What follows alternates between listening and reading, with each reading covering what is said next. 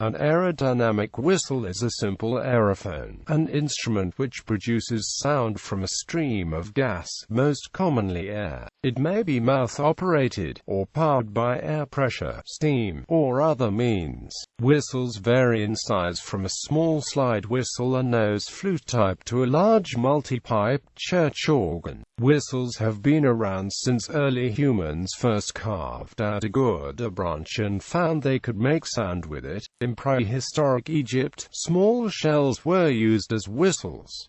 Many present-day wind instruments are inheritors of these early whistles. With the rise of more mechanical power, other forms of whistles have been developed. One characteristic of a whistle is that it creates a pure, or nearly pure, tone. There are many ways to create pure tones, but we restrict the descriptions here to what are called aerodynamic whistles. Strictly speaking, they are fluid mechanical whistles since they occur in gases, such as air or steam, as well as in liquids, such as water. The only difference between them is the fluid density and the sound speed.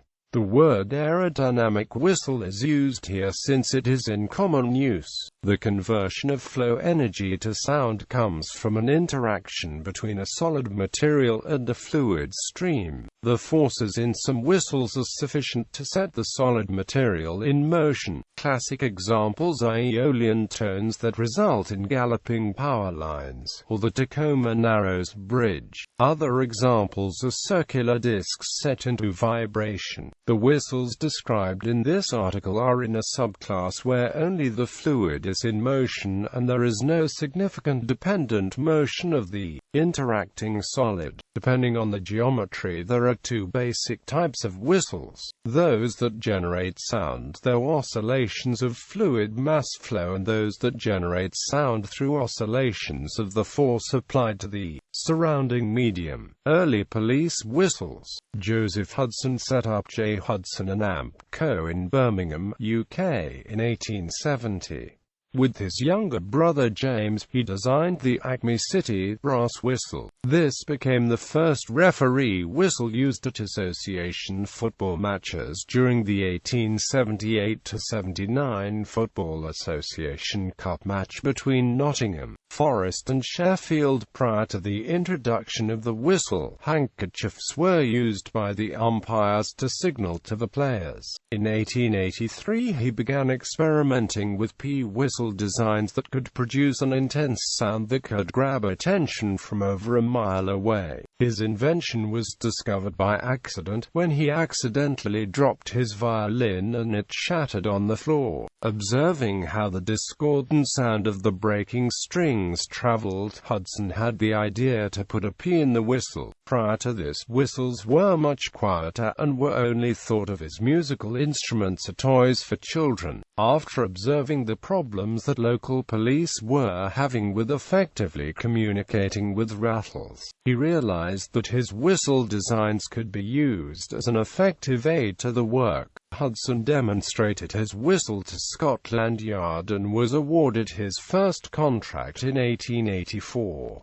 Both ratchet rattles and whistles were used to call for backup in areas where neighborhood beats overlapped, and following the success in London, the whistle was adopted by most police in the United Kingdom. This police whistle monopoly gradually made Hudson the largest whistle manufacturer in the world, supplying police forces and other general services everywhere.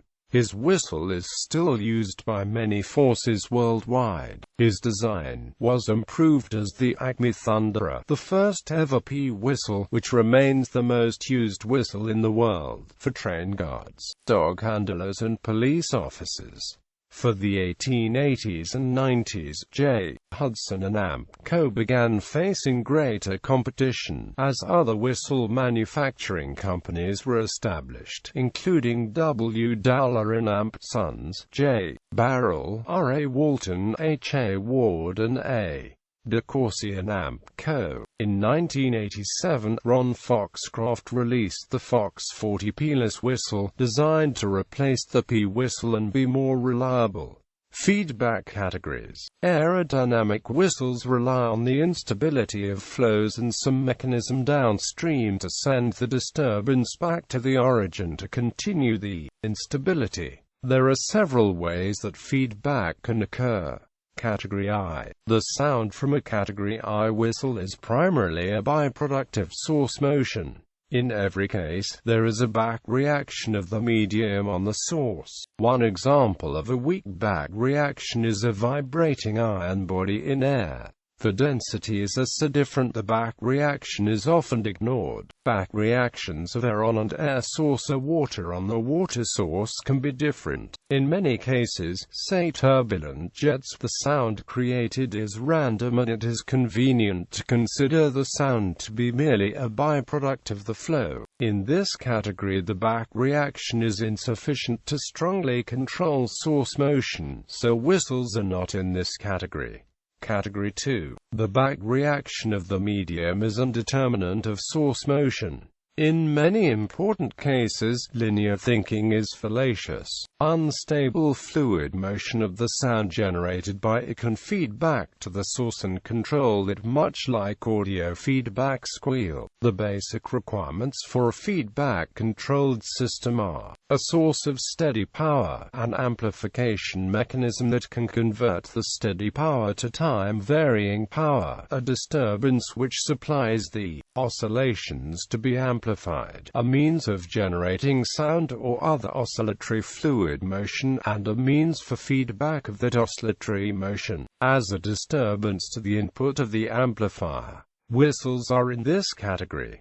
There are several ways to describe the feedback process. The feedback is essentially incompressible. The speed of sound, although finite, is sufficiently large that it can be considered infinite. This action may be called near-field or hydrodynamic feedback.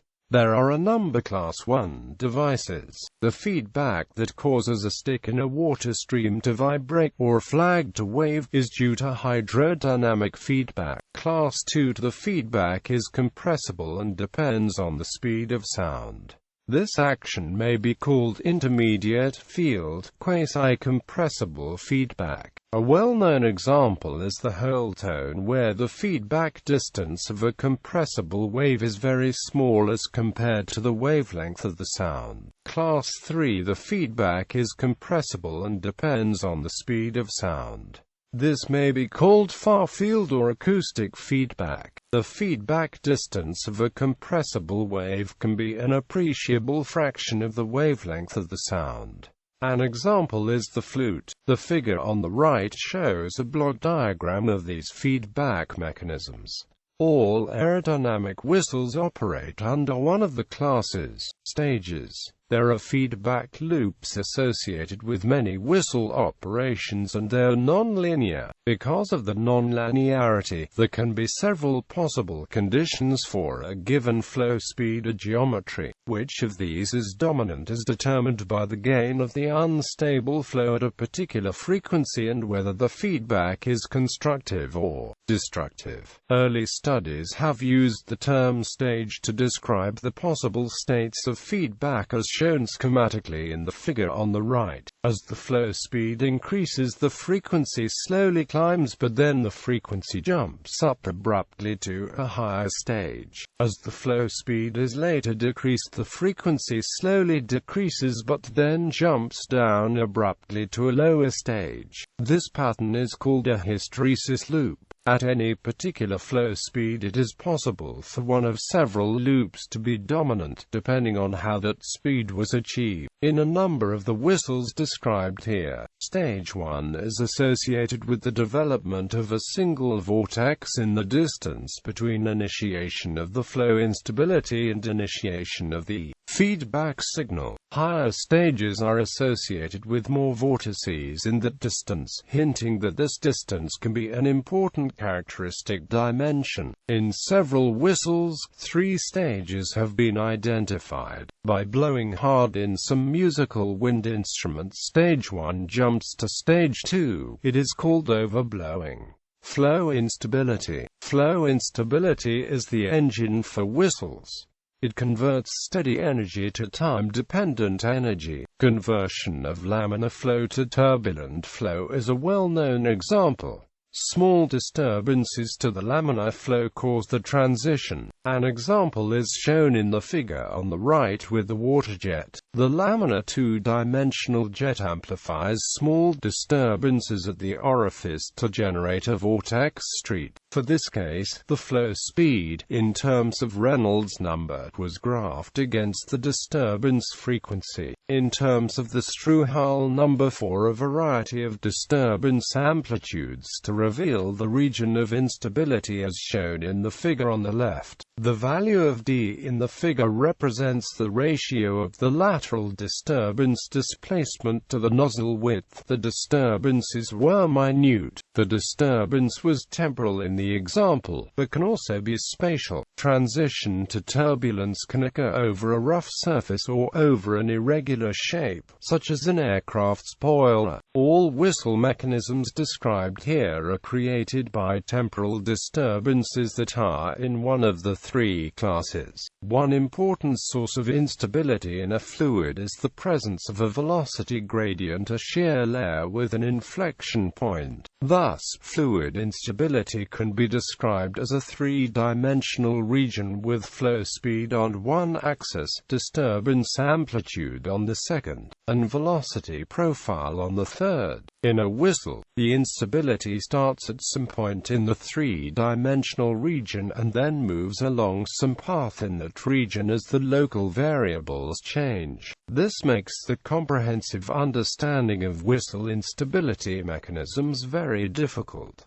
Singing sand. For many years, people have heard tones from the motion of sand, mostly on sand dunes. In many cases, the tune was akin to a whistle in that it could be at a single frequency. In most cases, the wind over the peak of a dune sets the sand on the dune into motion, and it is that motion that generates the sound. In the recent past, a number of researchers have attempted to explain the origin of the sound. One might consider the source an aerodynamic whistle since it is wind-caused, and one proposal is that the sand moves as an unstable fluidized sand-air mixture. There are several other theories, but the aerodynamic whistle possibility is not correct since it can occur by simple mechanical motion of the sand. It is likely a stick-slip mechanism, which would be a dipole-like source rather than a volumetric oscillation of the sand particles.